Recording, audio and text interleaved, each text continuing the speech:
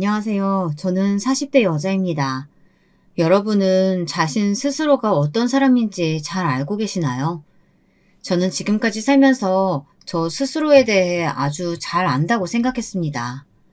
씩씩하고 어릴 때의 순수함을 그대로 간직한 사람이라고 여겼죠. 그런데 제 착각이더군요. 사람은 환경에 따라 어쩔 수 없이 변하기도 하는 거더라고요. 저는 위로 오빠만 둘입니다. 여기까지 들으면 다들 제가 집에서 공주처럼 자랐을 거라고 생각하더라고요. 하지만 저는 아닙니다. 집마다 다르겠지만 우리 집은 부모님께서 아들, 딸을 구분 없이 그냥 막 삼형제처럼 키우셨어요. 아들만 키우다 딸을 낳으면 예쁜 원피스도 입히고 싶고 머리도 예쁘게 묶어주고 싶고 그럴 만도 한데 저희 부모님은 그러지 않았습니다. 제게 오빠가 입던 옷도 그대로 물려주고 머리도 항상 짧게 자르라고 하셨죠. 그래서 그랬는지 아니면 제가 타고난 성격이 그랬던 건지 저는 오빠들처럼 자라는 게 별로 불편하지 않았습니다. 오빠들하고만 놀아서 그런지 학교에 가서도 여자애들보다 남자애들하고 어울려 노는 게 편하더라고요. 여자애들처럼 앉아서 노닥거리는 건 아예 체질에 맞질 않았어요. 덕분에 저는 어릴 때부터 씩씩하고 선머슴 같다는 말을 많이 듣고 자랐습니다. 성격도 단순해서 웬만한 일에는 놀라지도 않았고요. 친구들과 싸워도 별로 상처받지 않았습니다. 부모님 말씀에 따르면 오히려 오빠들보다 제가 더 고집세고 사고뭉치라 더 힘들었다고 하시더라고요. 부모님은 좀 힘드셨다고 하지만 저는 어디서나 인기가 많았습니다. 공부보다는 노는 걸 좋아하다 보니 자연스레 운동신경이 좋았어요. 성격도 시원시원한 편이었고요. 학교 생활하면서 반장도 정말 많이 했어요. 나중에 직장 생활도 굉장히 잘했습니다. 어디서든 잘 적응하는 편이라 저는 평생 탄탄대로로 즐겁게 살 줄 알았습니다. 그런데 그렇지가 않더군요. 결혼 생활은 달랐어요. 지금까지 인간관계에 있어서 단 한 번도 문제가 생긴 적이 없었는데 시댁 식구들은 차원이 다르더군요. 남편과 저는 운동을 하다가 만났습니다. 저는 자전거, 스쿼시, 수영 등등 못하는 운동이 없어요. 그래서 동호회도 많이 해요. 남편과는 자전거 동호회에서 만났습니다. 나이도 비슷하고 사는 곳도 가까워서 처음엔 친구처럼 지내다 어느새 가까워져 결혼까지 하게 됐네요. 남편과 저는 소울메이트처럼 모든 게 다 비슷했습니다. 좋아하는 거는 물론이고 싫어하는 거, 하고 싶은 것까지 다 똑같았어요. 연애할 때는 서로 너무 비슷하다는 게 신기했습니다. 마치 운명인가 싶었죠. 그런데 결혼을 하고 보니 이게 더 힘들더군요. 서로 취향이 다르면 서로 좋아하는 걸 이해 못해 아예 못하게 하거나 싸우는 경우가 있다고 하는데 저희는 다른 걸로 싸웠습니다. 서로 하고 싶은 걸 포기하지 못해 싸우게 되더군요. 물론 신혼 초에는 너무 좋았죠. 모든 걸 다 같이 할 수 있으니까요. 하지만 정말 딱 그때까지였습니다. 아이가 생기자마자 저희 부부는 매일같이 싸웠어요. 제가 임신했을 때 일입니다. 저는 태권도 학원에서 사범으로 일해요. 학교 다닐 때부터 줄곧 운동만 했으니 태권도는 물론 유도, 합기도까지 유단자였습니다. 사실 군대나 경찰 쪽에 뜻이 있기는 했지만 다 떨어져서 운동만 열심히 했어요. 일 자체가 몸으로 하는 일이다 보니 임신 사실을 알자마자 저는 고민이 많았습니다. 제가 운영하는 태권도장도 아닌데 쉰다고 말하기가 눈치가 보이더라고요. 그런 제 마음을 남편은 전혀 알지 못했어요. 결혼도 같이 하고 아이도 같이 가졌는데 왠지 저만 힘들더군요. 남편은 결혼하든 임신을 하든 전혀 달라진 게 없었는데 저만 모든 게 달라졌습니다. 태권도 관장이 학교 선배라 그래도 저를 배려해준다고 아이 낳을 때까지는 사무적인 일만 하라고 해줬어요. 선배 입장에서는 정말 많이 배려해준 거였죠. 사실 태권도 학원이라는 게 사무적인 일이 별로 없거든요. 다른 사범들은 다 바쁜데 저만 매일 앉아 노는 것 같아 미안한 마음이 있었습니다. 그런 와중에 가족이라는 사람들이 저를 더 힘들게 했어요. 저는 이래저래 힘든데 남편은 너무 행복해 보이더라고요. 저는 뱃속의 아이 생각해서 포기해야 하는 게 많았습니다. 일도 몸을 쓰는 일이고 취미며 특기도 모두 다 운동인데 그걸 못하게 되니 너무 힘들더라고요. 속상하지만 어쩌겠어요. 아이를 생각하면 당연히 참아야죠. 문제는 남편이었습니다. 남편은 눈치도 없이 전과 똑같이 생활했어요. 저는 입덧을 하면서도 매일 대중교통을 이용해 출퇴근을 했어요. 매일 밤 집에 오면 녹초가 되었죠. 아무것도 못 먹고 누워만 있었습니다. 정말 손 하나 까딱할 힘이 없었거든요. 그럴 때면 남편이 저녁이라도 좀 차려줬으면 좋겠고 집안일이라도 좀 해줬으면 좋겠는데 퇴근하고 오면 남편은 항상 집에 없었습니다. 퇴근 시간 넘었는데 왜 집에 안 와? 자기 까먹었어? 나 오늘 테니스 하는 날이잖아. 테니스 치고 사람들하고 맥주 한잔 하고 들어갈게. 운동이며 사람들과 어울려 노는 건 모두 저도 좋아하는 일이다 보니 남편은 제가 다 이해할 줄 알았대요. 하지만 제 생각은 전혀 달랐습니다. 제가 심보가 고역한 건지는 모르겠어요. 하지만 저는 못하는데 남편 혼자 노는 모습이 저는 꼴보기 싫었습니다. 나는 테니스도 못 치고 맥주도 못 먹는데 자기는 눈치 없이 그걸 꼭 다 하고 와야겠어? 아기 낳으면 이런 시간도 이제 아예 없을 텐데 아기 나올 때까지만 좀 놀게. 자기가 조금만 이해해줘. 남편 마음도 이해 못하는 건 아니었습니다. 남편은 학원에서 애들 영어를 가르쳐요. 매일 퇴근도 늦고 주말에도 출근할 때가 많아 취미생활하기가 쉽지는 않습니다. 그렇게 일주일에 한 번 테니스 치는 것도 쉬운 일이 아니라는 걸 잘 알고 있었죠. 저는 얄밉고 화도 났지만 꾹 참았습니다. 남편 말대로 아이가 태어나면 둘 다 정신없어서 정말 아무것도 못할 테니까요. 지금만 좀 참아주자 싶었습니다. 그런데 남편은 남자가 한 입으로 두 말을 하더군요. 아기가 태어나고 나서도 전혀 변하질 않았어요. 오히려 제가 아이를 키우느라 정신없으니 아주 교묘하게 자기 멋대로 하더군요. 저희는 아들을 낳았습니다. 아들이 태어나자마자 저는 일을 그만둬야 했어요. 태권도 학원에 육아휴직이 있을 리도 없고 아이를 맡길 곳도 없었거든요. 사실 시부모님께 부탁해보려고 했습니다. 저희 친정부모님은 30년 동안 과일 가게를 하셔서 명절에도 못 쉬시는 분들이라 부탁할 수도 없었거든요. 반면 시부모님은 4층짜리 빌라를 가지고 있어요. 10집 정도 되는 집에서 매달 월세 받아 두 분이 여유롭게 노후를 보내고 계시죠. 물론 그렇다고 당연히 손주를 봐주셔야 하는 건 아니죠. 저는 혹시나 하는 마음에 남편에게 말이라도 꺼내보라고 했어요. 남편 월급 가지고 세 식구 살기 빠듯한 건 사실이니까요.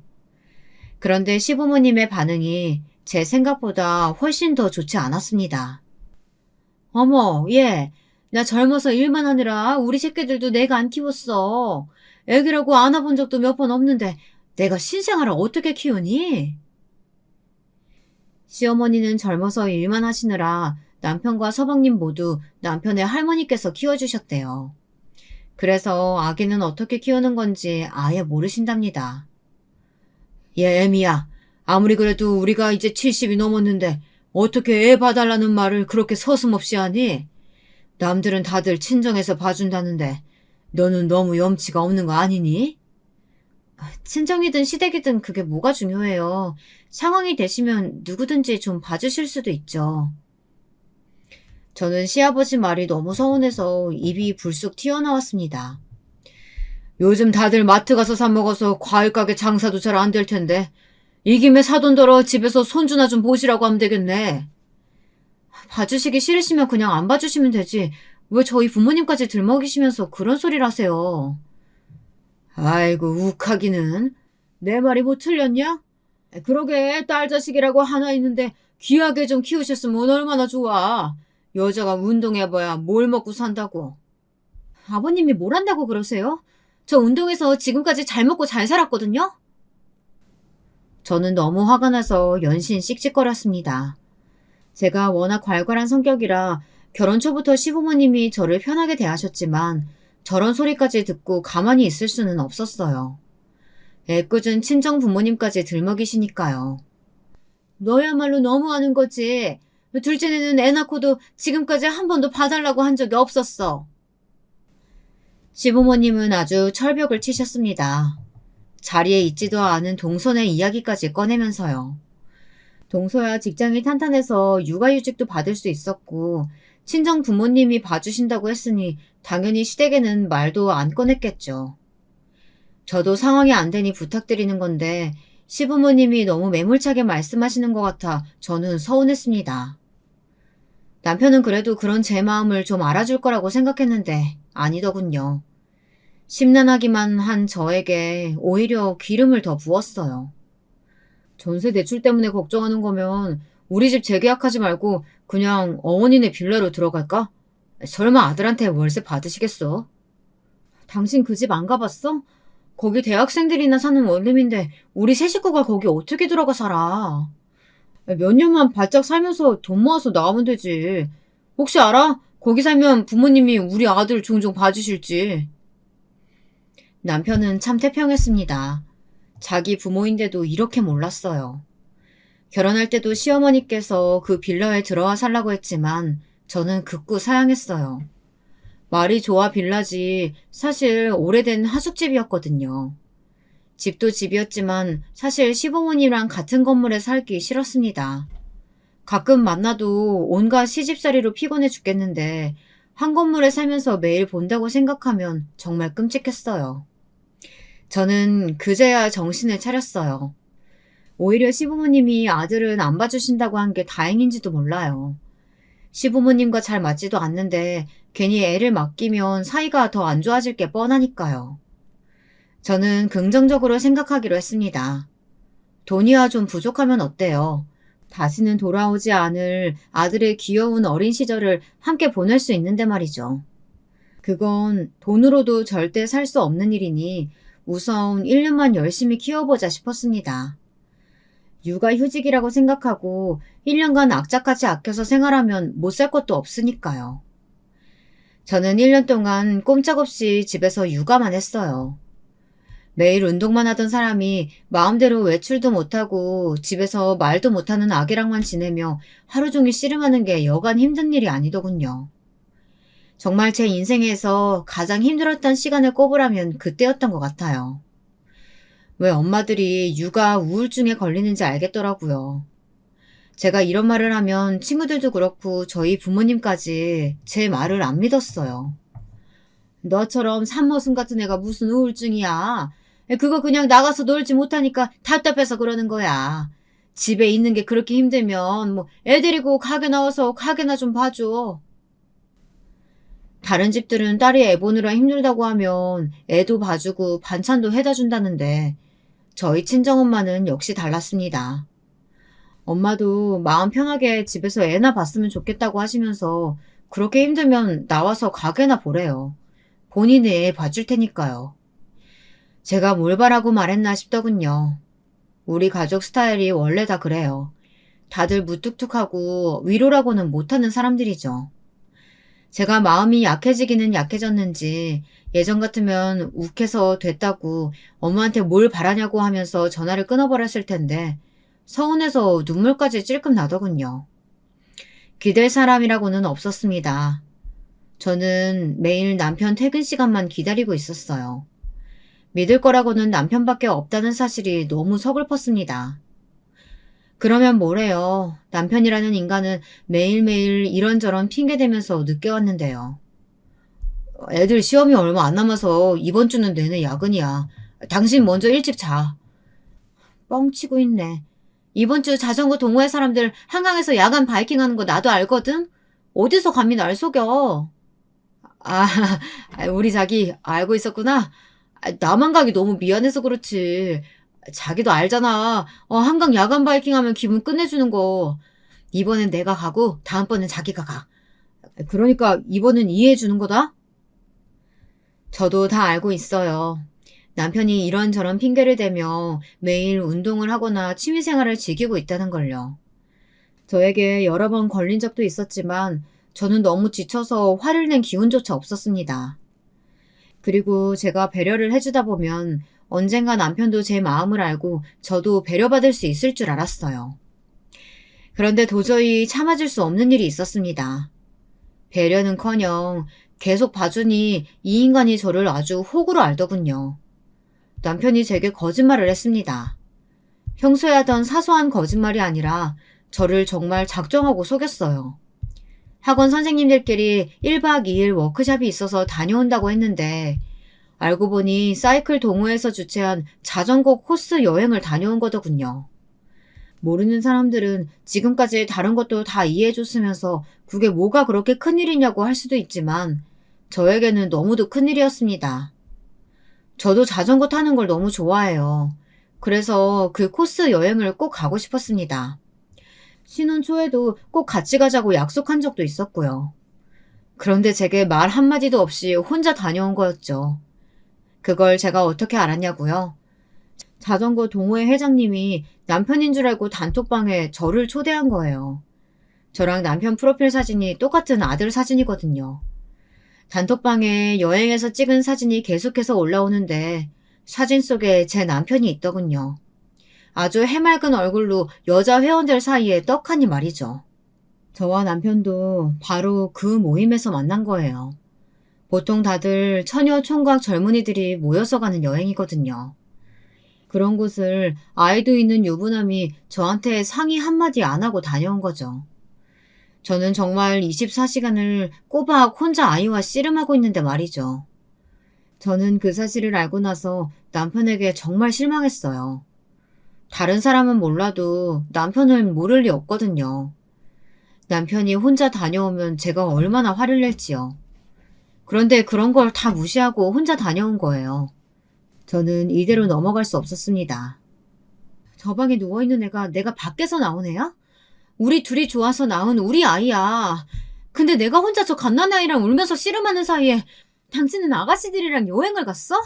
그것도 나한테 거짓말까지 하고? 네가 그러고도 인간이니? 아가씨들이랑 가긴 누가 아가씨들이랑 갔다고 그래. 자기도 알잖아. 내가 거기 꼭 가고 싶었던 거. 자주 하지도 않은 행사인데 이번 학원 휴가 날짜랑 딱 맞더라고. 이렇게 운명적인 날에 내가 어떻게 안 가냐? 남편은 정말 철딱서니가 없었어요. 이건 무슨 남편이 아니라 제 아들 같았습니다. 뻔뻔한 놈. 너는 어떻게 네 생각만 하니? 네가 가고 싶으면 당연히 나도 가고 싶다. 그런 생각 안 들어? 자기도 가고 싶은 거 알지. 근데 우리 아들이 있잖아. 나중에 애 다 크면 내가 당신도 혼자 보내줄게. 꼭. 이게 입만 살아서는. 너 지금 그걸 말이라고 하냐? 애 다 키우면 뭐 꼬부랑 할머니가 돼서 가란 소리야? 남편이 그렇게 얄미운 성격인지 저는 그때 처음 알았어요. 알고 보니 자기가 하고 싶은 건 꼭 해야 직성이 풀리는 사람이더라고요.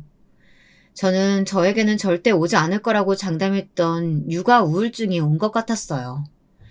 말을 한마디도 하고 싶지 않을 정도로 의욕이 없을 때도 있었고 아이를 재우다가 저도 모르게 눈물이 나기도 하더라고요. 거기다가 문제는 잠을 거의 자지 못했어요. 아들이 워낙 새벽에 자주 깨기도 했지만 아이가 잠들고 나서도 저는 잠에 들 수가 없었습니다. 저도 처음에는 그냥 아이 키우는 게 힘들어 그런 줄 알았는데 주변에서 다들 육아 우울증이라고 병원에 한번 가보라고 하더라고요. 저는 절대 육아 우울증에 걸릴 리 없다던 친정 엄마까지 이런 말을 하니 저도 걱정이 됐습니다. 저는 고민 끝에 남편에게 이야기했어요. 그러자 남편이 한다는 말이 어이가 없더군요. 자기가 우울증? 말도 안 돼. 당신 요즘 매일 움직이지도 않고 집에 매일 누워만 있으니까 의욕도 없고 잠도 안 오는 거야. 그러니까 운동 좀 해. 당신 요즘 살찐 거 알아? 그러다가 다시 태권도장 나갈 수 있겠어? 네가 뭘 한다고 나한테 누워만 있대? 네가 봤어? 내가 누워만 있는 거 봤냐고. 그리고 내가 어떻게 운동을 해. 매일 집에서 아기랑만 있는데 아기 집에 혼자 두고 밖에 나가서 운동을 어떻게 하냐고. 자기 그거 다 핑계야. 아기 잘 때 옆방에서 유산소 해도 되고 유모차 태워서 나가서 좀 걷거나 뛰어도 되잖아. 자기 거울 좀 봐봐라. 나보다 한 10살은 많아 보여. 연애할 때도 남편과 저는 알콩달콩 사이좋은 커플은 아니었어요. 항상 서로 놀리고 장난치며 티격태격 만났습니다. 하지만 저의 자존감이 바닥치고 있는 와중에 정말 이런 장난을 치니 욕이 절로 나오더군요. 살다 살다 제 남편이 이런 재수없는 인간인 줄은 몰랐습니다. 이게 다 제가 너무 혼자 독박 육아를 해서 그런 것 같아요. 남편이 애를 하루도 혼자 본 적이 없으니 애가 잘 때 엄마가 옆방에서 유산소도 할 수 있고 유모차에 태워나가면 애가 얌전히 있는 줄 아는 것 같더군요. 저는 그제야 정신이 번쩍 들었습니다. 이대로 있다가는 남편이 육아의 육자도 모를 것 같았어요. 지금까지 제가 남편을 너무 배려했던 거였죠. 남편 말이 맞아요. 이러다가 제가 살만 뒤룩뒤룩 쪄서 몸이 무거워지면 어느 태권도장에서 저를 받아주겠어요. 안 그래도 애 낳은 지 1년이 다 되어가니 하루라도 빨리 다시 운동을 시작해야겠다 싶었습니다. 저는 그날로 바로 주변에 연락을 돌렸습니다. 다시 일할 수 있는 태권도장이 있는지 알아보기 위해서요. 저는 바로 일을 구했습니다. 저는 그날 저녁 남편에게 상의가 아닌 통보를 했어요. 다음 달부터 일하러 나갈 테니 이제부터 아들 육아는 같이 해야 한다고요. 그러자 남편은 아주 노발대발했습니다. 자기랑 상의 한마디 없이 마음대로 결정하면 어떡하냐고요. 상의? 당신은 지금까지 뭐 할 때마다 나랑 상의했어? 심지어 당신은 내가 주말만이라도 수영 가지 말고 애 좀 봐달라고 했더니 그것도 안 들어줬잖아. 그럼 1년치 미리 등록해놨는데 중간에 어떻게 그만둬. 나도 이미 일하러 가겠다고 말한 거라 할 수 없어. 이렇게 당장 나가겠다고 하면 우리 아들은 어떡해. 설마 저 어린 걸 어린이집이라도 보내겠다는 거야? 어린이집이든 보모든 알아봐야지. 그렇게 아들이 걱정되면 당신이 집에서 좀 보던지. 처음엔 농담인 줄 아셨던 친정 부모님도 제가 우울증으로 힘들어한다는 걸 아시곤 어린이집이나 아이를 봐주실 분이 마땅치 않으면 친정에서 좀 도와주신다고 했어요. 하지만 저는 남편 하는 짓이 괘씸해서 그 이야기는 하지 않았습니다. 제가 좀 세게 나가면 남편이 지난날을 좀 반성할 줄 알았어요. 그런데 반성은커녕 오히려 잔머리를 썼더군요. 제가 일하러 못 나가게 하려고 시부모님까지 동원했어요. 어느 날이었습니다. 시부모님이 갑자기 저를 부르셔서 시댁으로 갔습니다. 애미, 너는 정신이 있는 거니 없는 거니? 어떻게 아직 제대로 걷지도 못하는 애를 떼어놓고 일을 하겠대? 시어머니는 다짜고짜 저더러 정말 애를 남한테 맡기고 일하려고 하는 거냐며 소리를 지르셨습니다. 저는 기가 막혔어요. 아들 낳은 지 1년이 다 돼가도록 지금까지 하루도 봐주신 적이 없으면서 이제와 걱정하는 척 참견하시니 어이가 없더군요. 어차피 지금까지도 계속 저 혼자 키웠고 앞으로도 다 제가 알아서 할 테니까 어머님은 걱정 안 하셔도 돼요. 너 지금 너 혼자 애 좀 봤다고 유세 떠는 거니? 내 아들이 너보다 능력 있고 돈도 더 많이 벌잖아. 그러면 당연히 네가 알아서 키워야지. 당연한 거 가지고 뭐가 그렇게 불만이 많아. 능력 있고 돈 많이 벌면 자기 새끼 자기가 안 키워도 된다고 누가 그래요? 저는 처음 듣는 소린데요. 어머, 얘 말하는 것 좀 봐. 내가 지금까지 너 기분 나쁠까봐 말 안 했는데 네 동서는 그 좋은 회사 다니면서 애도 혼자 다 보고 시부모님이라고 우리까지 얼마나 살뜰하게 챙기는 줄 알아? 또 시작이었습니다. 제가 시댁에 오는 걸 가장 싫어하는 이유가 바로 이거예요. 무슨 말만 나오면 결국은 저와 동서를 비교하셨죠. 결혼한 직후부터 그랬어요. 남편에는 아들만 둘이에요. 남편이 장남이고 바로 1살 터울 동생이 있어요. 결혼도 비슷하게 했습니다. 제가 1년 먼저 결혼하고 바로 다음 해에 서방님과 동서가 결혼했어요. 사실 1년 새 혼사를 2번이나 치르는 게 쉬운 일은 아닌데 다 이유가 있었습니다. 저와 남편이 결혼하고 얼마 안 있다가 바로 서방님과 동서가 임신을 해서 어쩔 수가 없었어요. 그나마도 저희가 결혼한 직후라 바로 할 수는 없어서 아예 동서는 아기를 낳고 결혼식을 올렸죠. 저희 시부모님은 워낙 고지식한 옛날 분들이세요. 겉으로만 쿨하고 좋은 척 하시지 속은 그렇지 않으시거든요. 처음 동서가 임신했다고 했을 때 시부모님은 난리가 났어요. 여자애가 얼마나 개념 없고 대책이 없으면 결혼도 하기 전에 임신부터 하느냐고 만나기도 전부터 싫어하셨습니다. 그런데 동서를 만나고 오더니 180도 태도가 달라지셨더라고요. 동서네 친정이 알아주는 땅 부자라네요. 대대로 내려온 재산도 많아서 동네에서 알아주는 부자랍니다. 그 말에 시부모님은 아주 쏙 넘어가셨더라고요. 동서네 친정에서는 결혼하면서 서방님에게 자동차에 명품 시계까지 사줬어요. 그걸 시어머니가 제 앞에서 얼마나 자랑하시는지 아주 귀에 딱지가 앉을 것 같았습니다. 남편도 부러워하는 것 같더라고요. 그때부터였습니다. 제 성격상 남하고 비교하고 부러워하는 편이 아닌데도 남편이나 시부모님이 너무 티를 내니 저로서는 동서를 의식 안 할 수가 없더군요. 지금까지는 나름대로 잘 버텼습니다. 애초에 저랑 동서는 전혀 다른 환경에서 자랐기 때문에 비교해봐야 제 속만 아프니까요. 제가 배알 좀 꼴린다고 동서에게 시부모님께 적당히 하라고 할 수도 없는 거고요. 그때까지는 시부모님도 제 앞에서 대놓고 비교하신 적은 없었으니 저도 대충 모르는 척 넘기기도 했습니다. 그런데 그 이후로는 시부모님이 아주 치사하게 나오셨습니다. 불고가 한번 터지니 대놓고 저와 동서를 비교하더군요. 명절날 있었던 일입니다. 동서는 시댁에 올 때마다 항상 이것저것 바리바리 싸웠어요. 친정에서 부모님이 가져다 드리라고 했다면서요. 저도 물론 친정이 과일 가게를 하시다 보니 매번 가장 좋은 특산품으로 가져다 드리곤 했습니다. 그런데 하필이면 이번 명절에 동서가 딱 봐도 비싸 보이는 고급 과일 바구니를 가지고 왔더군요. 아이고 둘째야, 이게 다 뭐냐? 나는 난생 처음 보는 과일인데? 아버지가 보내셨어요. 이게 백화점에서 VVIP들한테만 판매한다는 정말 좋은 상품이래요. 아이쿠, 그럼 이거 사고 싶어도 아무나 못 사는 귀한 과일인 거네. 사돈이 과일 가게에도 이런 건 구경해 본 적이 없는데 우리 둘째 덕분에 우리 입이 아주 호강한다. 동서가 일부러 그런 거야 당연히 아니겠지만 하필이면 왜 과일인가 싶더군요. 거기다가 시어머니 말씀이 아주 귀에 거슬렸습니다. 같은 말을 해도 왜 꼭 저렇게 하시나 싶었죠. 거기서 끝이 아니었습니다. 동서는 과일로도 모자라서 집에 갈 때 시부모님께 돈 봉투까지 드리더라고요. 항상 올 때마다 양손 무겁게 들고 오는 것도 고마워 죽겠는데 뭘 또 용돈까지 주고 그래. 제가 이번에 새로 맡은 프로젝트가 잘 돼서 보너스 받았거든요. 이건 꼭 어머님 아버님께 드리고 싶었어요. 어쩜 우리 둘째 며느리는 이렇게 말도 예쁘게 하는지 몰라. 여자가 이런 맛이 있어야지 남편한테 사랑도 받는 건데. 첫째야, 너도 둘째한테 좀 배워라. 가끔 보면 너희 부부는 부부가 아니라 너무 친구 같아. 역시 우리 엄마 보는 눈 있다니까.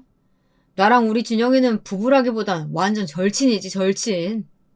남편이라고 있으면 뭘 하나요. 눈치가 없어도 너무 없는걸요. 항상 저런 식이었습니다. 시부모님이 제게 뭐라고 하면 제 편을 들어야 하는데 항상 농담으로 대충 넘어가곤 했어요. 집에 오는 길에 제가 뭐라고 하면 자기 부모님이라고 자기 부모님 편만 들었습니다. 거기다가 시부모님이 저와 동서를 비교하시는 게 아니라네요. 그러면서 하는 말이 제게 피해 의식이라도 있느냐고 하더군요. 그뿐만이 아니었습니다. 하루는 제가 조카를 봐준 적이 있었어요. 사실 그것도 제가 봐주려고 했던 게 아니라 좀 급작스러웠습니다. 제가 평일에 일하게 되다 보니 주말에 할 일이 쌓여 있었거든요. 남편이라도 집에 있으면 애라도 맡기고 편하게 집안일이라도 할 텐데 남편은 여전히 학원 일 핑계로 나가고 저녁이면 수영하러 나갔습니다. 그런데 웬일로 그날은 남편이 안 가고 집에 있더라고요. 저는 오늘은 해가 서쪽에서 떴나 싶었죠. 그런데 이 인간이 다 계획이 있더군요. 오늘 재수씨랑 준호가 둘 다 회사에 급한 일이 생겨서 출근을 해야 한다고 하네. 그래서 지영이는 우리가 봐주겠다고 했어. 이따 재수씨가 지영이 데리고 올 거야. 서방님이랑 동서가 주말인데도 출근을 해야 하는데 동서네 친정 부모님이 마침 여행 중이셔서 조카를 봐줄 사람이 없다고 남편에게 연락이 왔대요. 시부모님도 이런저런 핑계를 대시며 못 봐준다고 하셨고요. 그래서 남편은 저에게 물어보지도 않고 조카를 봐주기로 했다네요. 물론 하나밖에 없는 조카인데 당연히 봐줄 수도 있죠. 그런데 남편이 미워서 그런지 괜히 짜증이 나더군요. 더 짜증나는 건 남편 태도였습니다. 조카가 집에 왔는데도 자기는 곧바로 수영을 하러 가겠다는 거예요. 4살 배기 조카랑 돌쟁이 아들을 둘 다 저한테 맡기고요. 당신이 데려다 놨으면 당신이 봐야지. 당신 조카를 지금 나더러 보라는 거야? 애들 보는 건 당신 전문이잖아.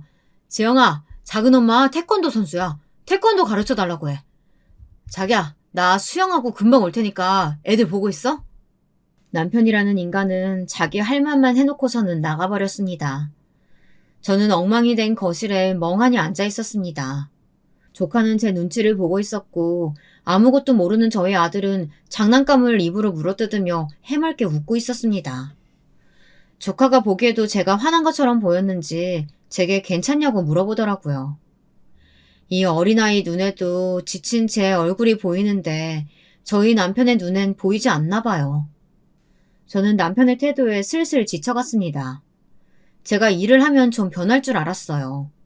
하지만 화도 내고 싸워도 보고 해볼 수 있는 건 다 해봤는데도 남편은 변할 기미가 보이질 않았습니다. 그날 저녁 동서와 서방님이 조카를 집으로 데리러 왔어요. 얼마 안 있다 남편도 집에 들어오더군요. 수영만 갔다가 온다던 사람이 저녁 때가 다 돼서야 들어왔습니다. 동서는 제가 조카를 봐준 게 아무래도 신경 쓰였는지 오면서 초밥을 포장해 온다고 하더라고요. 저는 그래도 다행이다 싶었어요. 하루 종일 애 둘한테 시달리느라 정말 밥을 떠먹을 힘도 없었거든요. 그런데 이게 웬일일까요? 이쯤 되니 제가 이상한 사람인가 싶을 정도로 이 집안 식구들은 다들 눈치도 없고 이상했습니다. 글쎄 동서는 애를 맡겼으면 그냥 혼자 와서 애만 데리고 가면 되지 굳이 온 식구를 다 총동원해 왔더군요. 서방님에다 시부모님까지 다 모시고 왔어요. 제가 초대를 한 것도 아닌데 굳이 시부모님께 저희 집에 가서 같이 저녁을 먹자고 연락을 했다네요. 물론 동서가 저를 괴롭히려고 했다거나 나쁜 의도를 가지고 그러지 않았다는 건 잘 압니다. 하지만 우리 집에 오는 일인데 당연히 저에게 먼저 물어봤어야 한다고 생각해요. 더군다나 저는 애들 보면서 밀린 집안일을 하느라 완전 기진맥진한 상태였거든요. 진심으로 말 한마디 하고 싶지 않은데 시부모님까지 끌고 왔으니 쉬고 싶어도 쉴 수가 없었어요. 거기다가 더 기가 막혔던 건 남편이었습니다. 그냥 조용히 입 다물고 있으면 중간은 갈 텐데 그 개념 없는 주둥이를 함부로 놀리더라고요. 여보, 하루 종일 집에 있으면서 도대체 뭐 한 거야? 시부모님 오셨는데 밥상이라도 차려놨어야지. 저는 말문이 턱하고 막히고 말았습니다. 세상에 어떻게 저런 인간이 있을까 싶어서요. 당신 지금 그걸 말이라고 해? 내가 놀았어? 하루 종일 애 둘 보느라 화장실도 한 번 못 갔는데 어떻게 그런 말을 할 수가 있어? 그렇게 효자짓 하고 싶으면 당신이 밥상 차리면 되잖아. 형님, 제가 생각이 짧았어요. 애들 보느라 형님 힘드셨을 텐데 제가 괜히 시부모님까지 모시고 왔나 봐요. 어머어머, 둘째야. 네가 미안할 게 뭐가 있니? 가족끼리 서로 애도 봐주고 모여서 저녁도 먹고 할 수 있는 거지. 첫째 너는 손윗사람이 돼서 조카 좀 봐줬다고 꼭 그렇게 위세를 떨어야겠니? 거기다 시부모님까지 왔다고 꼭 그렇게 싫은티를 내야겠어? 아유, 눈치 보여서 원. 아들네 집에 올 수가 있나? 시어머니는 또 시작이었습니다. 안 그래도 피곤해 죽겠는데 듣기 싫은 소리만 늘어놓으셨어요. 저도 더는 모르겠습니다. 남편한테도 남은 정이라고는 없는데 제가 왜 이런 취급을 받고 있어야 하는지 모르겠더군요. 어머니 말씀대로라면 어머님이 솔선수범해서 애들도 좀 봐주시고 며느리들도 도와주지 그러셨어요. 어머, 얘 말하는 것 좀 봐.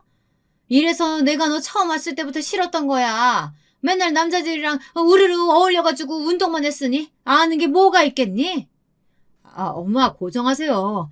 여보 뭐하고 있어. 빨리 어머니께 사과드려. 정말이지 엉망진창이었습니다. 시어머니든 남편이든 정말 다 꼴도 보기 싫었어요. 그런데 그때 시어머니께서 제게 오시더니 바로 옆에서 혼자 뭐라고 막 중얼거리셨어요. 아유 무식해. 내가 어쩌다 저런 무식한 년을 며느리로 봐가지고 애까지 낳았으니 어떡해. 이제 와 쫓아낼 수도 없고. 어머니, 지금 뭐라고 하셨어요? 저한테 무식한 년이라고 하신 거예요? 얘가 지금 뭐라는 거야? 내가 언제 그런 소리를 했다고 사람을 모함하고 그러니? 저는 똑똑히 들었습니다. 어머니께서 제게 속삭이듯 중얼거리는 소리를 분명히 들었어요. 그런데 시어머니는 오히려 제게 거짓말을 한다며 딱 잡아떼더군요. 첫째, 너 아주 무서운 애구나. 네가 요즘 힘들어 보여서 나도 웬만하면 네 편 들어주려고 했는데 아무리 시어머니가 싫어도 그렇지 어디 감히 시어머니를 모함해. 내가 너희 시어머니랑 40년 넘게 살면서 욕 한마디 하는 걸 들어본 적이 없다. 제가 그런 걸 가지고 왜 거짓말을 하겠습니까? 저는 명확하게 들었어요. 거짓말을 하는 건 시어머니였습니다. 저는 그날 알아챘습니다. 제가 지금까지 시어머니에 대해 너무 몰랐다는 걸 말이죠. 시어머니는 제가 생각한 것보다 더 독하고 무서운 분이셨어요. 어느 날이었어요. 친정 부모님께서 김장을 했다고 김치를 가져가라고 하시더군요. 저는 퇴근길에 친정에 들렀습니다. 그런데 부모님께서 굳이 시댁에 가져다 주라고 따로 김치를 싸놓으셨더라고요. 저는 가게 하면서 매번 김장하기도 힘들 텐데 뭐하러 저희 시댁까지 챙기냐고 볼멘소리를 했어요. 그러자 친정어머니는 제 걱정을 하시며 사돈이라고 매번 해드리는 것도 없는데 김치라도 가져다 드려야 시부모님이 저를 예뻐해 주시지 않겠냐고 하시더군요. 내가 너를 너무 아들처럼 키워서 시댁 가서도 산모슴처럼 굴까봐 걱정이다. 자고로 여자는 시부모님 사랑받고 남편 사랑받으면서 살아야 마음 편한 거야. 힘들고 싫어도 참고 시댁에 잘해. 너무 속상했어요.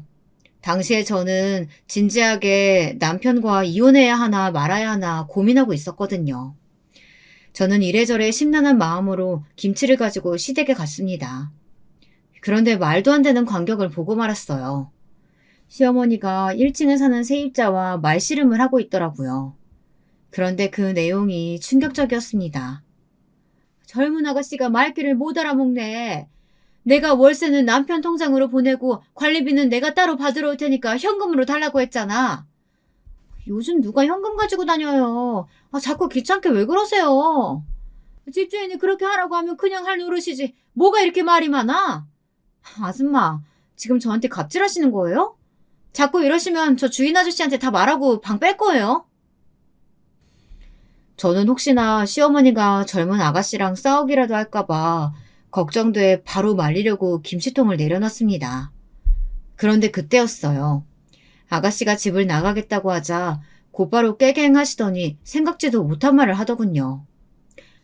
아가씨, 내가 갑질하는 게 아니라 내가 내 사정 아가씨한테 다 말했잖아. 내가 너무 급해서 그래. 관리비는 내가 남편 모르게 써야 될 때가 있어서 그런 거니까 다음 달에는 꼭 현금으로 준비했다가 나한테 줘요. 시어머니에게 뭔가 비밀이 있는 것 같더군요. 저는 이 좋은 기회를 그냥 놓칠 수 없었습니다. 저는 시어머니에게 다가가 물었어요. 관리비를 왜 시아버지 모르게 받으시려고 하냐고요. 그러자 시어머니는 눈을 동그랗게 뜨시며 당황하셨습니다. 저더러 왜 연락도 없이 왔냐고 소리까지 지르시더군요. 그러더니 금세 꼬리를 내리셨어요. 자존심 센 시어머니가 이렇게까지 하는 걸 보니 보통 일이 아닌 것 같긴 하더군요. 사실은 그게 내가 빚을 진 게 있어서 돈을 좀 급하게 메꿔야 돼. 근데 너, 이 일은 절대 너희 시아버지한테 비밀이다. 알면 나 정말 쫓겨나. 알고 보니 시어머니께서 아버님 몰래 관리비를 빼돌려 동네 아줌마들과 계를 하셨나 봐요. 그러다가 계주 아줌마가 돈을 가지고 도망가서 아주 난리가 난 거죠. 저는 시어머니가 잘못하신 것도 아닌데 그냥 시아버지에게 사실대로 말씀드리는 게 낫지 않겠냐 했지만 어머니는 절대 안 된다고 하셨어요. 사실은 내가 돈 실수한 게 처음이 아니야. 전에도 이런 적이 있어서 한 번만 더 돈 가지고 허튼 짓 하면 너희 시아버지가 나 쫓아낸다고 했어. 저는 처음 듣는 이야기였는데 남편 대학교 때 시어머니가 다단계에 빠져 된통 당한 적이 있었답니다.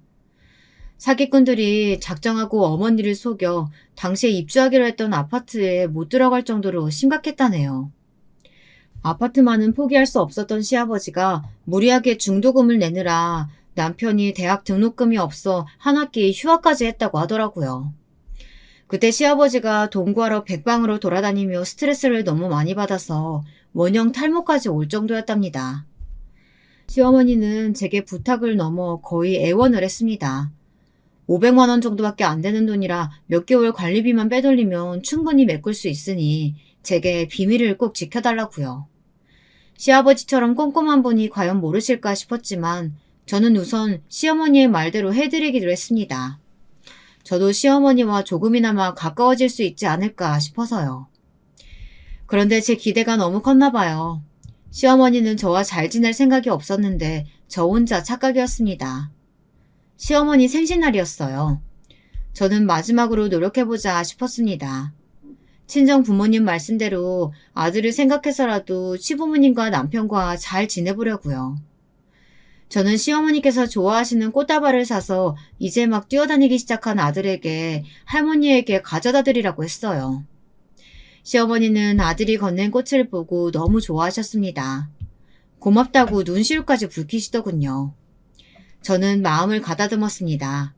아무리 밉고 싫어도 가족이니 생신은 기분 좋은 마음으로 축하해드리자 싶었어요. 그런데 저만 마음을 곱게 먹으면 뭐라나요? 상대방이 제 마음을 받아줄 생각이 없는걸요. 식당을 제가 예약했어요. 저희와 동선애가 번갈아 가며 식당 예약을 해요. 예약한 쪽에서 계산까지 하고요.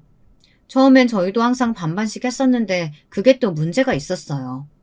동서가 식당 예약을 하면 좀 당황스럽더라고요. 왜냐고요? 저는 태어나서 한 번도 가본 적 없는 고급 호텔 뷔페나 너무 고가의 한식당을 예약해서 가격이 말도 안 되게 나왔어요. 그 돈이면 온 식구가 다 여행을 가도 갈 만한 그런 금액이더라고요. 남편도 처음엔 자기가 형인데 그 정도도 못 내겠냐 싶었는데 나중에는 본인도 부담이 됐는지 먼저 그냥 한 집씩 돌아가면서 하자고 하더라고요. 그러다 보니 저는 항상 식당을 예약할 때마다 너무 고민이 됐습니다. 지금까지 동서가 예약한 곳들하고 비슷할 수야 없지만 그래도 너무 차이가 나면 민망하니까요. 거기다가 최근에는 동서가 있든 말든 그 앞에서 시어머니가 저를 아주 개무시하시니 더 신경이 쓰였습니다. 시어머니께서 워낙 회를 좋아하세요. 그래서 저는 큰맘 먹고 유명한 횟집을 예약했습니다.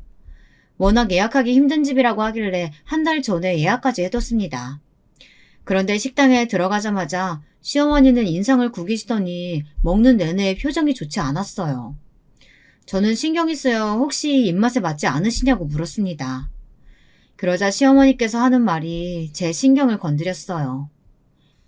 내가 바닷가 출신이라 회는 딱 한 점만 먹어보면 아는 거 알지? 이거 양식이야.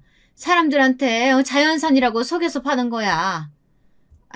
어머님도 참 요즘은 그런 거 속여서 팔면 큰일 나요. 제가 알아봤는데 여기 사장님이 되게 유명한 셰프더라고요. 의심하지 마시고 한번 드셔보세요. 맛은 제가 장담한다니까요. 어머, 네가 뭘 한다고 장담을 해? 너 이렇게 비싼 회 먹어본 적이나 있어? 그나마 네가 내 아들이라도 만나서 결혼했으니 이런 거라도 구경하는 거지. 저는 금방이라도 얼굴이 터질 것처럼 빨개졌어요. 남편도 민망했는지 웬일로 시어머니에게 한 소리 하더군요. 엄마, 좋은 날 무슨 그런 소리라고 그래. 진영이가 맛집 찾는다고 얼마나 고생했는데. 고생은 무슨. 이런 거 알아보는 게 무슨 고생이라고. 어머니, 여기 저도 아는 집이에요. 여기 셰프님 TV에도 나오고 진짜 유명한 분 맞아요. 아, 그래? 우리 둘째 며느리가 아는 집이면 진짜 유명한 집이 맞긴 맞겠네. 아이고, 이 옆에 내가 자식들이 사주면 그냥 맛있다 하고 먹으면 되지. 왜 괜히 푼수를 떼고 그래? 저는 주먹이 불끈 쥐어질 정도로 화가 났습니다. 평소 같으면 한마디가 아니라 100마디라도 했겠지만 날이 날인 만큼 참았어요. 다른 가족들도 제 눈치를 보느라 어쩔 줄 모르고 아이들도 있으니 괜한 일 만들지 말자 싶더군요. 그런데 저와 시어머니는 애초에 만나면 안 되는 사람이었는지도 모르겠습니다. 제가 참으면 뭐 하겠어요. 시어머니는 전혀 조심할 생각이 없으신 분인데요. 발단은 시어머니께서 또 저와 동서 사이를 비교하셨어요. 식사가 거의 끝날 때쯤 저는 시어머니에게 봉투를 드렸습니다. 이번엔 신경 써서 50만 원이나 넣었어요. 항상 저더러 능력 없다고 무시하시니 저도 이 정도는 할 수 있다 보여주고 싶어서요. 그런데 이걸 웬걸 동서는 정말 따라갈 수가 없었습니다. 글쎄 저희 아들만한 쇼핑백을 꺼내더군요. 심지어 쇼핑백에 박힌 로고가 자그마치 샤넬이었어요. 시어머니 생신이라고 동서는 비싼 명품백을 사왔더군요. 쇼핑백에서 가방이 나오자마자 시어머니 눈이 희번뜩해졌습니다. 어머머머, 이게 뭐야? 샤넬백이잖아? 엄마, 그거 엄청 유명한 거야. 500도 넘는 거라니까? 500? 어머, 둘째야. 나 태어나서 이런 거 처음 들어봐. 너무 고맙다. 내가 진짜 우리 둘째 며느리 때문에 살맛이 난다니까? 저는 표정 관리가 안 됐습니다. 이미 제가 드린 봉투는 잊힌 지 오래였어요. 저는 마음이 불편했습니다. 제가 아무래도 동서 선물을 너무 의식했는지 그만 실수를 하고 말았어요. 계산하려고 계산대에 갔는데 신용카드를 낸다는 게 잘못해서 제 체크카드를 낸 거예요. 그게 제 용돈 통장이라 돈이 거의 안 들어있는 건데 실수로 냈습니다. 손님, 잔액 부족이라고 나오네요. 다른 카드 있으십니까? 하마터면 그때 시어머니가 뒤따라 나오다 카운터 직원분의 말을 듣고 말았어요. 정말 저는 쥐구멍이라도 숨고 싶었습니다. 하필이면 그런 실수를 시어머니 앞에서 해버렸는지 모르겠어요. 저는 애써 정신을 차리고 다시 카드를 꺼냈습니다. 어머, 죄송해요. 제가 정신이 없어서 카드를 잘못 냈어요. 이거로 결제해주세요. 그때였습니다. 시어머니께서 제 뒤에서 또 혼자 중얼거리는 소리가 나더라고요. 그 소리를 제가 똑똑히 들었어요. 아이고, 내 팔자야. 어디서 저런 구질구질한 년이 며느리라고 들어와서는 빨리 이혼을 시키든가 해야지. 아휴, 거지 같은 년 같으니라고. 제가 듣기를 바라셨는지도 모르겠어요. 혼잣말이라기에는 제게는 분명히 들렸거든요. 그 순간 저는 이성을 잃고야 말았습니다. 도저히 시어머니와는 상종하고 싶지 않았어요. 저는 그대로 몸을 돌려 이를 쑤시고 나오고 있는 남편에게 달려가 냅다 뺨을 갈겼습니다. 왜 그렇게까지 했냐고요? 그렇게까지 안 하면 시어머니 뺨을 내리칠 것 같았거든요. 당신 지금 뭐 하는 거야? 나 더는 못 참겠어. 등신 같은 너희 엄마 때문에 지겨워서 도저히 못 살겠다. 당장 우리 이혼해. 저는 식당이 떠내려가라 소리를 질렀습니다. 저는 진심이었어요. 어차피 남편도 제가 이런 취급까지 받으며 살 만한 가치 있는 남자는 아니니까요. 너 도대체 뭐 하는 짓이야? 시어머니한테 뭐 등신? 제 행동에 시아버지께서 화를 내시며 소리를 지르셨습니다. 저더러 지금 당장 잘못됐다고 머리를 조아리지 않으면 다시는 제 얼굴을 안 보시겠다더군요. 저도 바라던 바였습니다. 네, 아버님 말씀 잘하셨어요. 저야말로 저는 이 집안 며느리로 도저히 못 살겠네요. 잘난 아드님이랑 이혼해 드릴 테니까 걱정하지 마세요. 여보, 왜 이래? 당신이랑 내가 이혼을 왜 해? 남편은 지금까지 제멋대로 살아놓고 이제와 이혼은 하기 싫은가 보더군요. 하지만 저는 남편 말은 아예 들리지도 않았어요. 나는 아주 오래전부터 생각한 거야. 며칠 내로 이혼 서류 보낼 테니까 사인해. 얼씨구?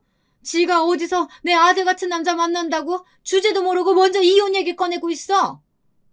어머니, 혹시 치매세요? 뭐야, 치매? 너 미쳤어? 바로 얼마 전에 있었던 일인데 까먹으신 것 같아서요. 아, 그래. 너무 잘 됐네요. 동서가 준 가방, 그게 딱 500이라고 하니까 그거 팔아서 갯돈 떼인 거 메꾸시면 되겠네요. 제 말에 시어머니 얼굴이 터질 듯 빨개졌습니다. 그리고 시아버지가 무슨 소리냐고 난리가 나셨어요. 아, 맞다. 어머님이 비밀로 해달라고 했는데 제가 너무 무식해서 그만 까먹고 다 말해버렸네요.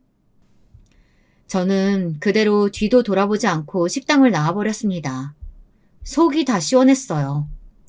그날 이후 어떻게 됐냐고요? 저는 곧바로 남편과 이혼하고 아들과 둘이 살고 있습니다. 친정 부모님이 하시는 과일 가게에서 멀지 않은 동네에 작은 집을 하나 구했어요. 물론 집도 좁고 먹고 살기도 빠듯하지만 마음만은 편했습니다. 큰 집에서 살 때랑 다른 게 없었거든요. 예전이나 지금이나 똑같이 아들과 둘뿐이었으니까요. 저는 이렇게 좋을 줄 알았으면 진작에 이혼할 걸 그랬어요. 남편도 남편이었지만 그 음흉하고 꼴보기 싫은 시어머니 얼굴을 안 보고 사니 절로 힘이 나고 예전의 제 모습이 돌아오더라고요. 시어머니 앞에선 이상하게 제가 아닌 것처럼 항상 주눅이 들어 있었어요. 저는 이혼한 지금이 예전보다 훨씬 좋습니다. 앞으로는 원래 제 모습대로 당당하게 아들을 위해 더 열심히 살 거예요. 여러분들도 저 많이 응원해주세요. 저의 긴 이야기 들어주셔서 감사합니다.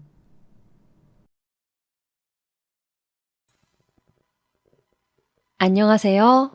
유튜브를 통해서 사연을 보내고 이야기를 나눌 수 있다는 사실은 알고 있었지만 제가 이렇게 보낼 줄은 몰랐네요. 처음이라 다소 낯설고 어색하지만 재미있게 들어주세요. 저는 올해 30이 된 여성입니다. 호텔 경영학과를 나와서 지금은 호텔 데스크에서 안내하는 일을 하고 있어요. 사람들을 친절히 안내하고 이끄는 직업을 가졌지만 평소에 저는 꽤나 조용하고 수동적인 삶을 살고 있고요. 나서는 것과 시끄러운 것을 좋아하지 않아서 바깥보다 집에 있는 걸 더 즐기곤 합니다. 그렇기에 일상 속에서 딱히 내세울 정도로 특별한 건 없네요. 단지 올해 30이 된 만큼 제 삶에 책임을 지기 위해 더 열심히 일하는 평범한 30대 청년일 뿐이죠. 아, 이렇게 유튜브에 보내게 된 사연 정도가 특별한 경험이 되겠네요. 드라마에서나 익히 보았던 파혼이란 걸 바로 제가 하게 됐거든요. 그 과정까지의 애달팠던 시간들이 이렇게 지나고 보니 참 우스운 것 같아서 여러분께 털어놓으려고 합니다. 제가 봐도 많이 답답하고 한심한 부분들이 많으니 부디 너그러운 마음으로 헤아리며 봐주셨으면 좋겠어요. 결혼을 약속했던 그 사람은 저보다 4살 많은 헬스 트레이너였어요. 헬스장에서 운동을 가르치는 사람이었죠. 첫 만남은 대략 1년 반 전 제가 처음으로 혼자 부산 여행을 갔다가 시작됐어요.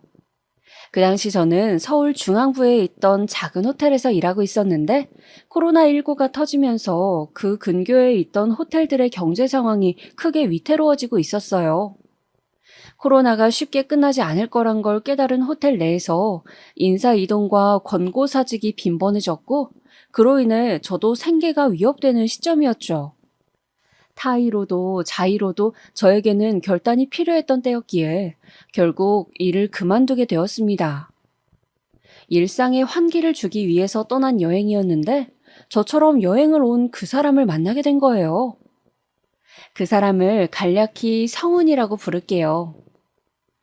성훈 씨는 명문대를 나왔지만 본인이 하고 싶은 운동을 살려서 취직했었다고 하더라고요. 그렇게 부모님 반대를 무릅쓰고 서울에서 일하던 중에 코로나로 인해 일자리를 잃고서 친구와 함께 여행을 오게 됐다네요.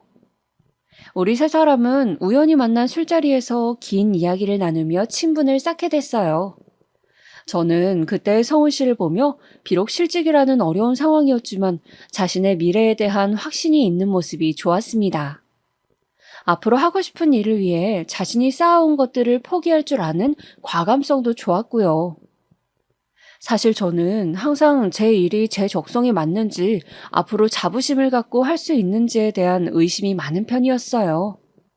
모든 일이 그렇겠지만 서비스직을 하면서 다양한 사람들을 만날 때마다 회의감이 들었고 그만두고 싶었던 때가 한두 번이 아니었거든요. 분명 이 직업에 대한 선망으로 시작했지만 제가 정말 잘할 수 있는 일인지에 대해서도 자신이 없었고요. 그럴 때마다 저희 아버지가 하셨던 말씀이 있었어요. 의심이 든다면 그 의심을 확인해 보겠다는 생각으로 더 빠져들어서 도전해 보아라 하는 거였죠. 그러다 보면 그 의심이 옳든 틀리든 지나온 시간들을 후회하지 않을 거라고요. 그런데 성훈 씨를 처음 만났던 그 순간에 아버지와 똑같은 말을 하더군요. 과거의 자신도 지금 하고 있던 일에 확신이 없었지만 매 순간 최선을 다해서 도전해왔기에 후회하진 않는다고요. 그 이야기를 들으니 인간적인 호기심이 생겼던 것 같아요. 물론 겉보기에도 말끔하니 호감상이기도 했거든요. 그래서 저는 평소에 저답지 않게 열렬히 구애했고 우리는 만남을 시작하게 되었습니다. 만남을 이어가면서 커다란 문제는 없었어요. 둘 다 나이가 있는 만큼 결혼을 전제로 시작했기에 다른 때보다 진중했고 서로를 알아가는데 시간과 노력을 아끼지 않았거든요. 참 좋은 사람 같았어요. 이런 사람이라면 평생을 함께한다 해도 괜찮겠다 싶었죠. 굉장히 세심한 사람이라 사소한 것 하나하나 살펴주니까 저로서는 사랑받는 기분이 들어서 좋았어요. 직업적으로 불안정하긴 했지만 미래에 대한 꿈도 갖고 있었고요.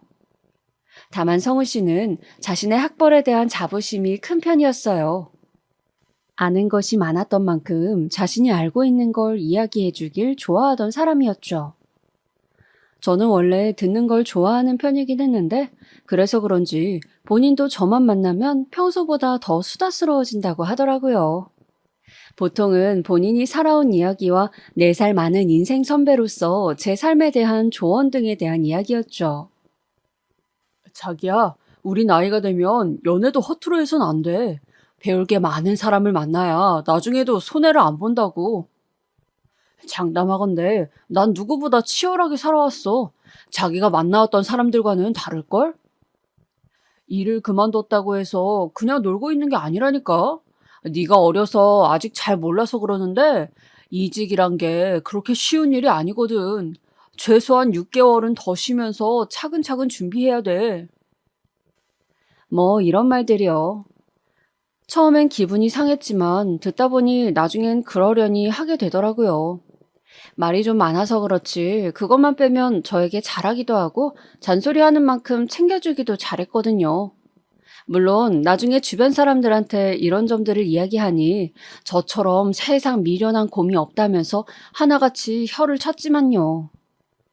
맞아요. 말이 많은 게 문제가 아니라 저를 아랫사람으로 내려다보는 그 태도가 문제였던 거예요. 그건 결코 쉽게 넘어갈 일이 아니었죠. 결혼한 어떤 지인이 한 말이 기억이 나네요. 단점 한 가지만 빼면 괜찮다고 생각해서 누군가를 만나면 꼭 그 단점 때문에 헤어지게 된대요. 커다란 단점 하나가 다른 여러 장점을 다 잡아먹으니까요. 분명 틀린 말이 아니었죠. 한 번은 제 친구들을 보여준 적이 있었어요.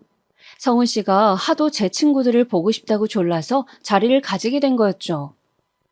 제 친구들을 보면 제가 어떤 사람인지 더 잘 알 수 있다나? 그러면서 본인은 학교 전공과는 전혀 다른 일을 하다 보니 나이가 들수록 친구가 많이 사라졌다고 하더군요. 그 말조차 그땐 왜 그렇게 안쓰럽게 들리던지 마침 저를 잘 아는 오래된 친구들이 성훈 씨를 궁금해하던 참이었고 제가 이렇게 남자친구를 보여준 게 처음이라서 다들 흔쾌히 나아주었네요. 처음 만나던 한두 시간은 분명 하하호호 웃음이 끊이지 않으며 화기애애했습니다. 성훈 씨가 활달한 편이라 분위기 띄우는 걸 잘했거든요.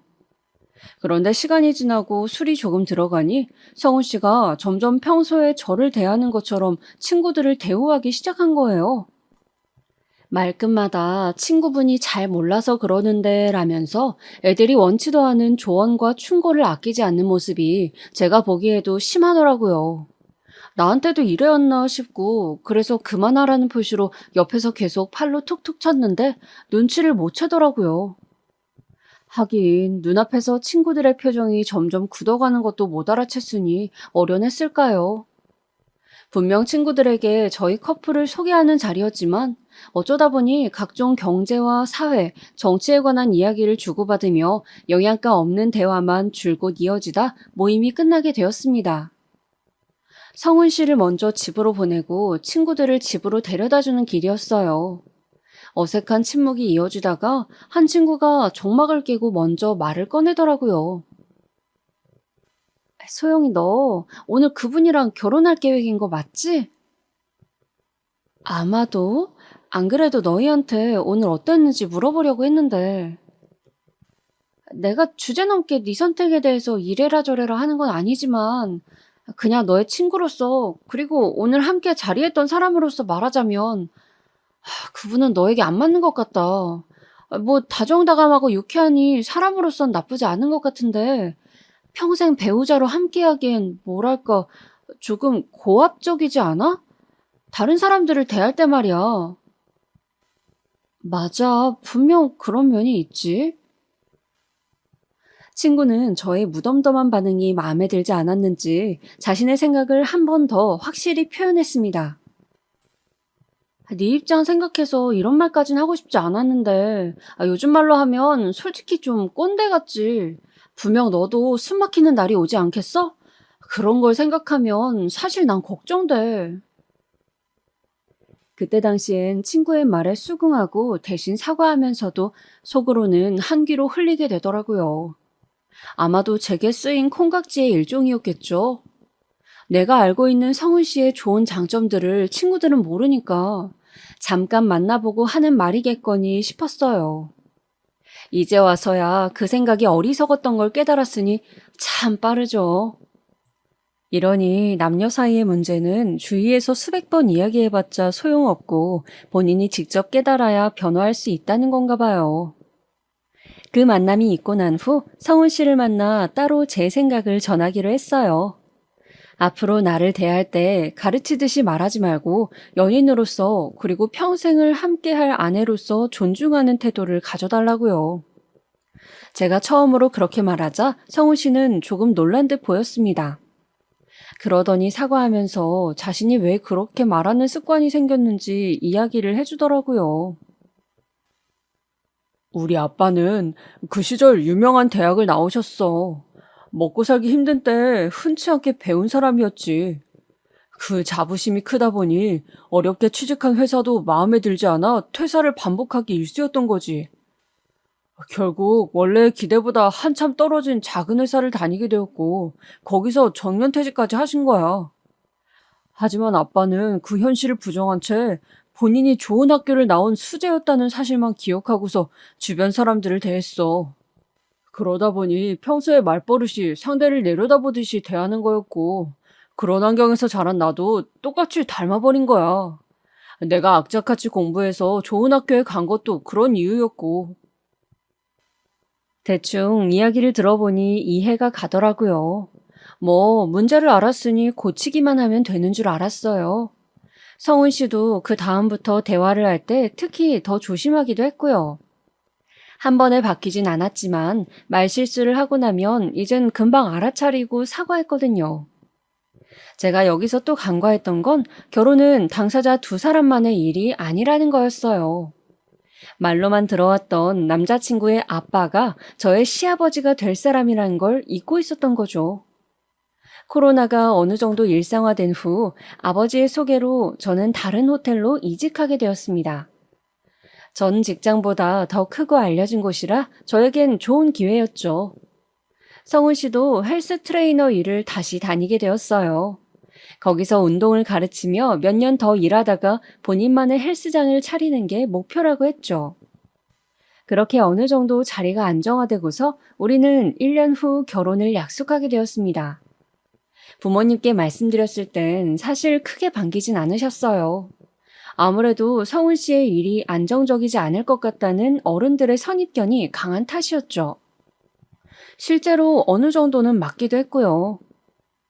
그렇지만 계속된 설득 끝에 결국은 제 뜻을 따라주시기로 했습니다. 저의 선택이니 끝까지 믿어주시겠다면서요. 같이 한번 찾아뵙겠다고 약속을 드리고선 저는 먼저 성훈 씨 부모님을 찾아뵙게 되었습니다. 상견례 전에 얼굴 뵙고 인사드리려고도 했고 성훈 씨 아버님, 어머님께서 꼭 이쪽 먼저 찾아오라고 신신당부하셨다고 해서요. 괜찮은 일식집이나 한정식집에서 뵈려고 알아보았는데 성훈 씨 어머님께서 집으로 초대해 주시더라고요. 아직 식장을 잡은 것도 아닌데 부담스러우시다는 이유였어요. 전 긴장한 마음으로 갖가지 과일과 한우를 사서 집으로 찾아뵈었습니다. 뭘 좋아하실지 몰라서 최대한 고급스러운 것들로 골라갔어요. 센스가 없는 편이니 성이라도 보일 수 있게요. 찾아뵐 당시 아버님은 다른 일정으로 외출하신 상태라 안 계셨고 어머님이 절 맞이해 주셨습니다. 차려주신 상을 두고서 성은 씨와 어머님, 저 세 사람은 이런저런 대화를 가볍게 나누었어요. 어머님은 종종 들어왔던 것처럼 말투는 조금 차가우신 편이었지만 그렇다고 해서 저에게 관심이 없거나 부정적으로 생각하는 것 같진 않으셨죠. 그래도 장차 며느리가 될 사람이라고 생각해서 그러신 건지 예의를 차려주시면서 여러 질문을 많이 하셨거든요. 어디서 태어났고 어떤 걸 배웠고 지금은 어디서 뭘 하고 있는지 그런 기본적이고 필수적인 것들에 대해서요. 그러다 간혹 저희 집안에 대해서 물으시기도 했죠. 그래서 부모님께선 지금 아직도 일하고 계시고 어느 쪽에서 일하시니? 연세는 어떻게 되셔? 저는 잠시 대답을 고민했습니다. 안 그래도 남자친구 집을 찾아뵙기 전에 가족에게 이 사실을 먼저 알렸었거든요. 그랬더니 엄마가 제게 그러시더라고요. 가족 내에 관한 이야기는 상견례 때 주고받으면 되니까 웬만해선 너 혼자 있을 땐 말을 삼가는 게 좋아. 결혼 전에는 좋은 얘기건 나쁜 얘기건 쉽게 책 잡힐 수 있으니까. 그런 건 어른들끼리 얘기 나눌 수 있게 최소한의 말씀만 드려. 알겠지? 그 말이 떠오르면서 아직은 제가 구체적으로 말할 단계가 아닌 것 같다는 생각이 들더라고요. 해서 어머님께는 대충 얼버무려 대답했어요. 아버지는 일하세요. 그냥 숙박업을 하고 계신데 직접 관리도 하시고요. 어머님은 잠시 생각에 잠기더니 이내 무덤덤한 말투로 알겠다며 넘어가셨죠. 뭔가 이렇게 떠들기는 민망한 이야기이지만 사실 저희 집은 서울 외곽에서 크진 않은 호텔을 경영하고 있습니다. 그래도 호텔은 호텔인지라 규모 면에선 다른 숙박시설보다는 훨씬 크긴 하죠. 1층에 레스토랑을 함께하고 있어서 꽤나 알려져 있기도 하고요. 이런 아버지의 영향으로 제가 이 일을 시작하게 된 것도 있어요. 아버지는 당신 일에 넘치는 자부심을 갖고서 환갑을 훌쩍 넘긴 나이에도 아직까지 매일 호텔을 드나들며 운영에 직접 관여하고 계시니까요. 외곽에 있다 해도 제가 보기엔 어느 근사한 5성급 호텔과 견주어도 전혀 뒤처지지 않고요. 그런 모습을 보면서 자란 저는 아버지가 있는 호텔에서 일하고 싶단 마음으로 꿈을 키우면서 관련 학교에까지 진학하게 된 거였어요. 그런데 아버진 제가 너무 쉽게 이 일을 배우는 걸 원치 않으셨고 다른 호텔에서 일하며 현장이 어떻게 흘러가는지 공부하길 바라셨죠. 이렇게 들으니 뭔가 재벌 2세의 성장일기 같네요. 그만큼 대단한 집안은 아니지만 시골 작은 마을에서 태어난 아버지가 홀로 서울에 올라와 맨 땅에서 일궈낸 사업이니 충분히 박수받아도 될 가치 있는 일이라고 생각해요. 지금까지 내가 누리는 일들에 대해 부모님께 감사한 마음으로 지내왔고요. 그런 이유로 부모님에 대한 자부심은 크지만 제가 한 건 아직 아무것도 없으니 나서서 떠벌리고 다닐 이유도 없었죠. 그렇기에 자연스럽게 성훈 씨에게도 이야기한 적이 여태껏 한 번도 없었던 것 같네요. 저에게 물어본 적도 없으니 굳이 말할 기회도 이유도 없었고요. 숙박업을 한다는 저의 말에 성훈 씨는 다소 놀란 것 같았습니다. 본인은 처음 듣는다면서 그동안 제 이야기를 혼자 미루어 봤을 때 저희 아빠가 그냥 일반적인 음식점을 운영하고 계신 줄 알았다고 하더라고요. 얘기를 안 하니 그렇게 생각했을 수도 있겠다 싶어서 웃어 넘겼습니다. 그때 아버님이 집 안으로 들어오셨어요. 밖에서 술자리가 있으셨는지 약주를 조금 하신 것 같았고요. 빨갛게 오른 얼굴로 저를 훑어보며 낯선 이에 대한 반감을 드러내시더라고요. 이내 이 낯선 손님이 성훈 씨와 함께 왔다는 걸 아시고선 그제서야 식탁에 앉으셨죠. 그래, 네가 소영이구나. 전부터 이야기는 익히 들었지. 우리 똑똑한 아들이 선택한 사람이라 많이 궁금하긴 했어. 사실 댁을 찾아뵙기 전부터 저에 대해서 많이 물어보실 줄 알고 긴장 많이 했는데 그럴 틈이 없더라고요. 아버님은 짧은 인사말을 건네시고는 어느 순간 자연스럽게 본인 이야기를 하기 시작하셨습니다. 당신이 얼마나 좋은 집안에서 태어났고 얼마나 많이 배웠으며 얼마나 쉽게 대학을 갔는지에 대해서요. 제가 차 한 모금도 마시지 못하고 내내 이야기를 듣는데 성훈 씨는 이런 이야기의 흐름이 익숙하다는 듯 본인 핸드폰이나 만지작거리고 있더라고요. 아버님을 말리지도 않고요. 그렇게 앉아서 궁금하지도 않은 인생사 이야기를 한참을 듣는데 다행히도 어머님이 이제 그만하고 저에게 그만 집에 돌아가 보라며 구해주셨죠. 저는 아쉬운 표정으로 그렇지만 잽싼 동작으로 짐을 챙기기 시작했습니다. 그런데 저를 물끄러미 바라보던 아버님이 갑자기 한 말씀 하시더라고요. 사실 아주 솔직히 말하자면 네가 며느리감으로선 그렇게 마음에 들진 않는다. 알지? 뭐 듣자 하니 배움에 대해서 중요시 여기지 않는 집안 같던데 생각해봐라. 왜 사람들이 수준을 운운하면서 급을 따져 만나겠나? 함께 어울리려면 대화가 통해야 하니까 그런 거다. 이 머리로 나오는 말의 수준이 맞아야 한다고. 그 말을 듣는 순간 전 너무나 기분이 불쾌했습니다. 오늘 처음 본 초면인 사이에 게다가 아들이 결혼하고 싶다고 데려온 사람한테 어떻게 그런 말을 할 수가 있을까요? 한마디로 저희 집안은 못 배워먹은 꼴통 집구석이고 당신네들은 콧대 높은 고고한 집안이라는 거 아닌가요? 결론적으로 아버님은 이 말을 저에게 하기 위해 여태껏 본인이 어떤 길을 걸어왔는지 구구절절 얘기하신 건가 싶더라고요. 그런데 또 한편으로 생각해보니 저는 배움을 중요시한 적 없던 이야기를 한 적이 없는데 너무나 당황스럽더군요. 그래서 그 짧은 기간 내에 곰곰이 지난 시간을 되짚어봤습니다. 갑자기 기억 하나가 불현듯 떠오르더라고요. 몇 달 전 제가 어버이날 선물을 준비하는데 옆에서 성훈 씨가 지켜보고 있던 그 순간의 기억이요. 저희 아빠가 중학교만 졸업한 분이어서 학교에 대한 미련이 아직도 남아 계시다는 이야기를 아주 잠깐 지나치듯 했었거든요. 그걸 듣고서 본인 멋대로 포장하여 곧장 아버님께 가서 전달했을 테죠. 결국 그렇게 우리 집은 배우는 것에 대해서 전혀 관심을 두지 않는 집안이 된 거고요. 어이가 없어서 성훈 씨를 쳐다봤더니 본인은 모르는 일이라는 듯 과일만 주워 먹고 있던데요. 먹고 있던 사과처럼 똑같이 깎아버릴까 하다가 참았네요. 이런 집에선 더는 1초도 못 있겠다 싶어서 도망치듯 빠져나왔습니다. 그제야 정신을 차렸는지 성훈 씨가 따라 나와 잡더라고요. 집까지 데려다 주겠다면서요. 됐다고 하고 얼른 나와 혼자 바로 집으로 향했습니다. 더 이상 그 사람이랑은 만날 수 없겠다는 깨달음만 얻은 채로요. 성훈 씨는 제 달라진 태도를 보고서야 사태의 심각성을 깨달은 듯 했습니다.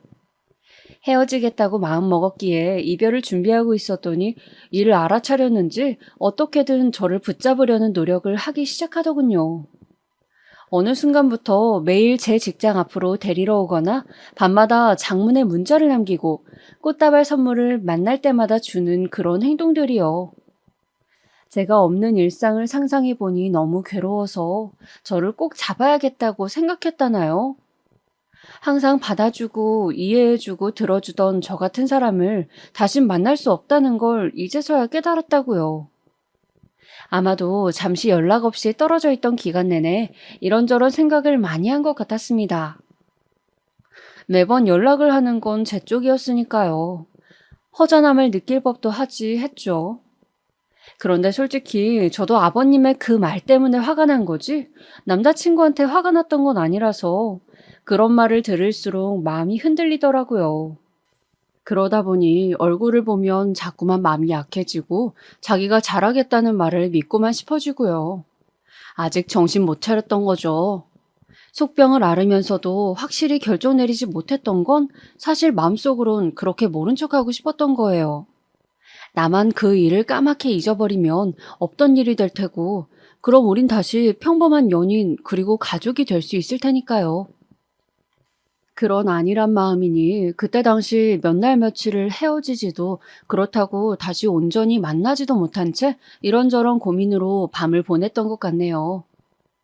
저의 이런 심각한 상황을 일찌감치 눈치챈 엄마가 조심스럽게 오셔서 남자친구 부모님을 뵙고 온 게 아니냐고 물어보셨지만 괜한 걱정을 끼쳐드리긴 싫었습니다.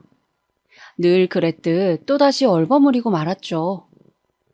친구에게 이런 고민을 털어놓는 건 제 얼굴에 침 뱉는 일 같아서 하고 싶지 않았어요. 형제가 없는 저는 부모님에게 모든 걸 털어놓는 딸이었지만 그것도 어리광일 뿐이니 진중한 결혼 문제에 대해선 쉽게 이야기 나누기 어려웠죠. 저의 개인적인 근심과는 다르게 아버지의 사업은 점점 더 안정화되고 있었어요. 코로나가 터졌을 당시에만 해도 사실 사업을 다소 무리하게 확장시키고 있었던 때라 적잖이 어려웠거든요. 이런 시대에 세계적인 전염병이 터질 줄 누가 알았을까요? 그 당시는 가족들 모두가 상황적으로도 심적으로도 힘들던 때였죠. 그러다 차츰 시간이 흐르고 코로나가 일상화되면서 사람들이 해외여행을 못 가니 호텔로 여행을 오더라고요. 저희 호텔은 서울 외곽에 있는 곳이라 오히려 중심부에 있는 곳들보다 여행지 느낌이 나서 그런지 더 호황이었고요. 갖은 노력 끝에 2년 만에 간신히 이전 매출을 되살릴 수 있었고, 이제야 우리 가족들도 한시름 덜고서 웃을 수 있게 됐습니다. 그러니 저도 전과 다른 마음의 여유가 생겼던 것 같아요. 상황이 어려워 마음이 조급할 땐 연애도 쉽게 되지 않았는데 이런 문제였나 봐요. 남자친구 문제에 있어서도 조금 더 너그럽고 여유로워졌다고 해야 할까요? 당시 성훈 씨 집에서 겪은 일들도 시간이 지나니 희미해져 실수로 치부해버리게 된 거예요. 그렇게 저는 남자친구를 다시 받아주게 되었습니다. 그게 저의 가장 커다란 실수였지만요. 용서를 받은 성훈 씨는 앞으로 자기 식구들이 제게 무례하게 한다면 본인이 나서서 한 소리 하겠다고 약속을 했어요. 그 모습이 딱히 믿음직스럽진 않았지만 그래도 괜찮았어요. 왜냐면 저는 그 당시 만약 같은 실수가 반복되면 그땐 완전히 끝내자라는 마음이었거든요. 그래서 제가 먼저 아버님, 어머님을 다시 한번 뵙고 싶다고 제안을 했습니다. 그전까지는 혼자 속병 앓았던 시간과 고민했던 순간들이 아깝지 않도록 빠른 결단을 내리고 싶었어요. 이번엔 조금 더 편안한 분위기에서 이야기하고자 성은 씨 집에서 가까운 일식집을 예약하고서 먼저 가 있었습니다. 이번엔 성은 씨와 아버님, 어머님 두 분이 함께 들어오시더라고요. 그런데 왠지 성은 씨가 이전부터 단단히 눈치를 주었던 듯 도착한 그 순간부터 저를 뺀 세 사람의 눈빛이 오고 가는 거예요. 이전에는 미소조차 보이지 않던 분들이셨는데 오시자마자 호탕하게 웃으시더라고요. 그래, 새아가가 먼저 우리랑 만나자고 했다며? 좀 놀라긴 했다만 기특하네. 새아가라는 말에 흠칫했지만 나름대로 애쓰고 계신 거라고 여기며 넘어가기를 했어요. 그런데 집 주변에 이렇게 깔끔한 음식점이 있었네? 난 왠지 바깥에서 먹으면 아까워서 집에서만 해먹게 돼서 잘 모르거든. 저번에 너 올 때도 있는 걸로 너무 대충 해줬나 싶어서 마음에 걸렸는데, 소영이 네 덕분에 이렇게 호강을 다 하네. 잘 먹을게. 라는 어머님의 말씀을 듣게 되었습니다. 그러니 어느 순간 저번에 집으로 초대받은 것도 결국 돈이 아까워서 그러셨구나라는 걸 알게 된 거예요. 그래도 처음 만나는 자리라 밖에서 뵙는 게 좋다고 생각했는데 한사코 거절하시며 꼭 집으로 오라는 말이 이런 뜻이었다는 걸요. 그런 일이 있고 나서 제가 대접하는 건 당연하게도 이런 고급스러운 음식점이라는 게 왠지 찜찜한 기분이 들어서 답답했어요. 하지만 저는 애써 마음을 추스르고서 대화를 이어가려고 노력했습니다. 저번엔 죄송했습니다. 얼굴 뵙고 말씀드리고 싶었어요. 이제 성훈 씨랑 결혼에 대해서 깊게 이야기하기 전에 한 번 더 어머님, 아버님 만나 뵙고 이런저런 의견도 여쭙고 싶어서요. 그래, 잘 생각했네. 요즘 사람들 아무리 자기들 잘났다 떠들어대지만 그래봤자 속빈 강정이다. 현명한 어른들 말씀을 따라가야 괜히 헛고생 안 하는 거야. 잠자코 듣고 있던 성훈 씨가 아버님 말씀이 끝나기도 전에 크게 헛기침을 하더라고요. 아무래도 눈치를 준 게 맞았나 봐요. 기분이 더 찜찜해질 찰나에 막은 게 차라리 다행이라고 생각했어요. 덕분인지 이전과 다르게 꽤나 화기애애한 분위기에서 식사를 이어갈 수 있었습니다. 성은 씨가 사이에서 소통을 조율하고 활기차게 대화를 이끌어 나가니 확실히 이전과는 다르더라고요. 아버님, 어머님은 가끔 문제가 될 일이 있으면 성훈 씨를 탓하게 됐고, 성훈 씨는 넉살 좋게 넘기니 저는 곤란할 일 없고요. 아버님은 기분이 좋으셨는지 반주까지 하셨네요. 그때 그 순간만큼은 정말로 저도 이제 이 집의 식구가 된 것 같았어요. 전에 있었던 맘상한 일들이 다 노는 기분이었죠. 그런데 그 화목한 분위기가 가장 최고조에 올라갔을 때 또 일이 터진 겁니다. 제가 신이 나서 엄마의 충고도 까먹은 채 혼자 막 떠들던 참이었어요. 저 여태까지 정말 열심히 일하면서 알뜰하게 모았어요. 다른 건 몰라도 그 성실함 하나는 내세울 수 있고요. 어릴 적엔 제가 결혼할 때 부모님 도움도 안 받겠다고 다짐할 정도였으니까요. 야, 세아가 농담이지? 집에서 얼마까지는 해주겠다고 말씀하셨을 거 아니야. 여인숙 그거 운영해봤자 벌면 얼마나 벌겠냐마는. 술에 취한 아버님이 웃음기 가득한 얼굴로 말씀하시더라고요. 순간 제 표정이 확 굳자 이를 알아챈 성훈 씨가 취했다면서 말렸습니다. 그런데 처음엔 조심스러웠던 말투는 사라지고 삿대질까지 하시며 말씀하시더군요. 사실 난 다른 건 안 바랐다니까? 명망 높은 집안이거나 성훈이 그 가게 하나 내줄 수 있으면 결혼 허락하려고 했었지. 당장은 어려워 보이긴 한다만 결혼하고 나서 뒷바라지 해줄 수 있으면 됐지 뭐. 아버님, 약주를 하셔서 그런 건지 원래 그런 생각을 가지셨던 건진 모르겠지만 저희 집에 대해서 이렇게 또 운운하시는 건 듣기 좀 속상하네요. 그래? 말이 나와서 그러는 건데 너 내가 한 말이 그렇게나 속상했냐? 그래서 성훈이 얘한테 헤어진다니 뭐니 겁준 거야? 어른이 이런저런 말을 하다 보면 농담도 할 수 있는 거고 속 이야기도 할 수 있는 거지. 그게 그렇게 섭섭했니? 애초에 결혼할 생각이 없는 건 아니고. 네, 말씀처럼 결혼 생각을 정리해가는 단계지 아직 성우 씨와 결혼한 사이는 아니죠. 그러니까 농담이든 속 이야기든 어느 정도 예의는 차려주셨으면 해요. 저도 두 번 겁주기는 싫거든요. 제가 맞받아치니 성우 씨가 이번에는 저를 막아서더라고요. 그만해. 그냥 넘어가자. 뭘 그만해? 우리 집에 대해서 얼마나 아신다고 이렇게 매번 깎아내리는 건데? 오빠는 나에 대해 대체 뭐라고 했길래 이렇게 쉽게 말씀하시는 거냐고. 네 기분 하나 맞춰주려고 우리 부모님이 언제까지 눈치 봐야 돼? 소영이 네가 어려서 잘 몰라서 그러나 본데 이럴 땐 그냥 네네 하고 넘어가는 거야. 저 말을 끝으로 폭발한 저는 바로 일어서 나왔습니다. 나오는 중에도 뒤쪽에서 계산은 하고 가냐는 둥 어이없는 대화가 들려오는데 기가 차서 문을 박차고 올 수밖에 없었어요. 후에 이 이야기를 결혼한 언니에게 들려준 적이 있습니다. 그랬더니 그쪽 부모님이 결혼 전에 미치지 않기 위해 기강을 잡으려고 한 게 아니냐고 하더라고요. 본인 집안이 내세울 게 없으니 그렇게라도 영향력을 보여주기 위해서요. 그런 식으로 신부 쪽보다 더 좋고 아쉬울 거 없다는 주장을 하려고 계속 저와 저희 집을 깎아내린 거라고요. 막상 이야기를 듣고 보니 정말 그런 것 같았어요. 그래서 만약 제가 구체적으로 저의 배경에 대해서 설명하고 내세웠다면 어떤 태도를 보였을까 싶더라고요.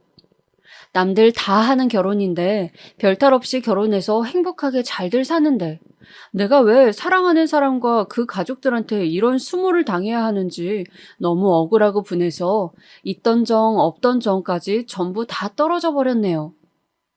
이번 기회로 사람은 쉽게 변하지 않는다는 걸 너무나 확실히 깨달았고요. 나이 30이 넘어서 엉엉 울며 집으로 돌아가니 엄마 아빠가 놀라서 달려오셨어요. 왜 그러냐며 저를 달래주시는데 죄송스러워서 울음이 멈추질 않더라고요. 어느 정도 눈물을 쏟아낸 뒤 진정한 저는 처음부터 끝까지 전부 털어놓게 되었습니다. 저를 믿어주셨던 가족들을 더는 실망시키고 싶지 않아서요. 그동안 남자친구와의 만남에 대해 구체적으로 말을 한 적이 없기에 부모님은 적잖이 놀라신 것 같았어요. 그런데 저를 가만히 바라보던 아버지가 갑자기 생각지 못한 말씀을 하시더라고요. 상견례 진행하자. 장소는 내가 잡을 테니 그쪽한테 연락해서 식사 자리 마련해. 뭐? 말도 안 돼. 나 결혼 안 할 거야. 갑자기 상견례를 하자고 하니 도통 이해가 가지 않더라고요. 그런데 아버지의 너무나 단호한 모습에 거절할 수가 없더라고요. 어차피 결혼 진행할 생각도 없고 따로 계획이 있으니 최대한 빠른 시일 내에 약속을 잡으라고 하실 뿐이었어요. 저는 어쩔 수 없이 모른 척하고 그날 밤 바로 성훈 씨한테 전화를 했습니다. 제가 먼저 전화를 하니 안 그런 척해도 굉장히 기뻐하더라고요. 아무래도 오늘처럼 강경하게 나간 게 먹혔다고 생각하는 것 같았어요. 그 생각이 핸드폰 너머로까지 느껴지니까 정말 재수가 없더라고요. 금방 목소리를 깔고서 대답하기에 저도 진중한 목소리로 오늘 있었던 일에 대해 사과했습니다. 아버님, 어머님이 많이 화가 나셨지만 본인이 잘 말해보겠다고 하더군요. 그래서 전 바로 상견례를 제안했습니다. 성우 씨는 다소 놀란 듯 했지만 알겠다면서 수락했기에 생각보다 일은 일사천리로 진행되었어요. 그렇게 일주일 후 생각지도 못한 상견례를 갖게 되었습니다. 상견례 자리는 놀랍게도 저희 호텔 1층에 있는 레스토랑이었어요. 아버지의 계획이 어느 정도 예상이 갈 즈음 성우 씨와 어머님, 아버님이 들어오셨죠. 다행히도 저희 호텔이 성훈 씨 집과 그리 멀지 않아서 편히 오신 눈치였어요. 너무 편해서 궁시렁거리는 게 다 들릴 정도였지만요. 사돈댁은 뭐 이런 좋은 데서 만나자고 하시니? 이까짓 거에 기죽을 줄 알고? 그렇게 조용한 룸에서 모여 상견례 자리를 시작했습니다. 가짜니 뭐니 해도 어찌됐든 상견례여서 그런지 꽤나 정중하고 정숙한 자리였고요. 엄마가 정적을 깨고서 부드러운 말투로 대화를 이끄셨어요. 하지만 마지막으로 만났을 때 자리를 박차고 나왔으니 저에 대해 그쪽 아버님, 어머님이 부정적으로 생각하고 계실 수밖에요. 그렇기에 이야기를 나누는 시종일관 비꼼과 불평스러운 언사가 이어지더라고요. 하지만 신기하게도 저희 부모님은 기분 나쁜 티 하나 없이 웃으며 받아치시더라고요. 오히려 그런 태도가 상대편의 심기를 더욱 건드린 것 같더라고요. 사실 오늘 자리는 안 나오는 게 좋지 않을까 고민 많이 했네요. 아들놈이 뭐에 홀렸는지 사정사정하기에 나와본 겁니다. 아시는진 모르지만 따님을 만날 때마다 어른을 대하는 언행이 많이 불편했었거든요. 그래서 결혼을 이야기하기엔 아직 이르고 예우를 먼저 가르치시는 게 도리이지 않을까 싶었네요. 옆에서 이 끔찍한 말을 다시 한번 더 들으니 정말로 속이 부글부글 끓는 것 같았어요. 성훈 씨는 이젠 아예 아버님처럼 가기로 한 듯이 고개를 빳빳이 들고 우리 가족을 바라보고 있었죠. 전 일부러 성훈 씨와는 눈도 마주치지 않았습니다. 그렇군요. 저희 딸아이가 결례를 범했다면 사과드리겠습니다. 저희가 부족해서 그런 듯하니 이해해 주세요. 무슨 말씀인지 잘 알겠네요. 이런 이야기는 곤란하실까봐 안 하고 싶었는데 제가 그 당시 알만한 대학교를 나왔거든요. 남들 술 마시면 올 때 혼자 방에 틀어박혀서 공부 열심히 했습니다, 저. 성훈이도 저의 영향을 받아서 명문대까지 나왔고요. 자식이 결국 닮는 건 부모 아니겠습니까? 듣자 하니 중졸이시라던데 그런 면에서 솔직히 좀 걱정스럽긴 합디다. 머리도 유전 아닙니까? 아버진 대답 없이 웃으며 커피만 마셨습니다. 그러시더니 하시는 말씀이 저희는 그쪽처럼 아이를 캐묻진 않아서 구체적으로는 알지 못합니다만 종종 이야긴 들었습니다. 지금은 퇴직하고 집에서 쉬고 계신다면서요? 좋은 대학교까지 나오셨는데 그저 그런 회사에서 정년퇴직까지 하시다니 참을성이 좋으시네요.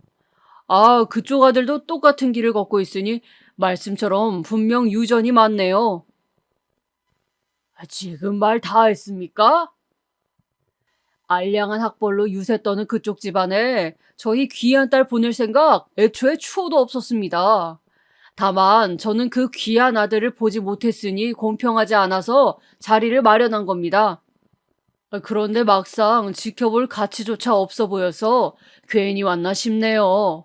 못 배워먹어 사람을 내리깔아 본다고 들었는데 누굴 닮은 건지 잘 알겠습니다.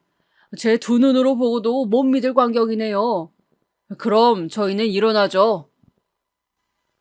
대화도 안 끝났는데 어딜 일어납니까? 앉으세요. 저도 그러고 싶지만 이렇게 겸상을 하기엔 수준이 안 맞네요. 뭐 아주 천천히 즐기다 가세요. 이 호텔 제 거거든요. 뭐요? 숙박업 치고 좀 크긴 하네요.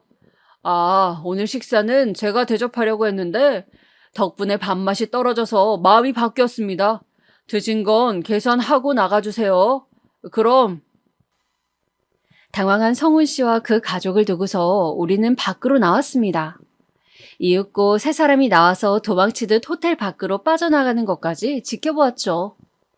아마도 분명히 성훈 씨가 나가면서 로비에 있던 저를 본 것 같지만 아는 척 없이 서둘러 나가더군요. 속이 너무 시원했지만 한편으론 내가 사랑했던 사람과의 끝이 이런 식이라니 많이 서글프기도 했어요. 그런 저를 위로해주는 건 이번에도 부모님이었습니다. 부모님께도 감사하면서도 죄송스러운 복합적인 감정이 밀려오더라고요. 또다시 눈물이 나는 걸 꾹 참으며 두 분을 안아드렸습니다. 부모님이 너무 자랑스럽고 저도 자랑스러운 딸이 되겠다는 말과 함께요. 그러자 아버지가 말씀하시길 네가 우리의 자랑거리가 되려고 애쓸 필요 없어. 부모와 자식은 완전히 달라. 그러니 너는 그냥 네 자리에서 스스로의 자랑이 되면 돼. 엄마 아빠가 여태껏 그런 마음으로 살아온 것처럼 말이야. 30 넘어 처음 안긴 부모님의 품은 너무 따스하고 든든했습니다. 그렇게 헤어진 뒤로 성훈 씨에게 몇 번이나 전화가 왔어요. 호텔 하는 걸 왜 자신에게 속였냐며 거짓말한 건 어떤 음모를 가지고 자기에게 접근하기 위해 그런 거 아니냐고 캐묻더라고요. 그래서 저는 누가 말만 앞서고 가진 거 하나 없는 거지에게 접근하냐면서 바로 차단해두었죠. 아마도 지금쯤 배 아파서 몸져 누워있지 않을까 싶네요. 이번 한 번만 속상해하고 넘기면 너무 아쉬우니까 제게 좋은 소식이 생기면 어떤 방법을 써서라도 틈틈이 알리려 해요. 유치할진 몰라도 당신이 어이없이 떠나보낸 사람이 이 정도로 대단하다는 걸 알았으면 싶어서요. 제 마음까지 파혼하려면 시간이 조금 더 필요할 듯 하네요. 그렇게 절망에 빠질 일도 아니지만 파혼을 결정하고 단 한 번도 후회한 적 없었어요. 제가 선택한 일에 대해 매 순간 책임지려고 했고 그 길이 험난하고 괴로웠지만 최선을 다해 해결하려고 노력해왔어요. 아마도 아버지가 해주셨던 말씀은 비단 일뿐만이 아니라 우리네 인생에도 적용될 수 있는 말인 것 같아요. 이렇게 돌아보니 한심한 실수를 참 많이도 저질렀네요. 하지만 좀 뻔하긴 해도 사람은 실수로 성장한다고 다들 그러잖아요. 그로 인해 적잖이 배우고 또 성장했으니 달갑게 받아들이려고 합니다. 앞으로 또 크고 작은 실수를 할 테고 그에 따라 후회도 하겠지만 이를 극복할 힘이 있다면 전 언제든 최선을 다해 소용돌이 같은 삶 속으로 뛰어들겠어요. 저의 이야기를 들어주셔서 감사합니다. 여러분 모두 후회 없는 삶을 살아가시길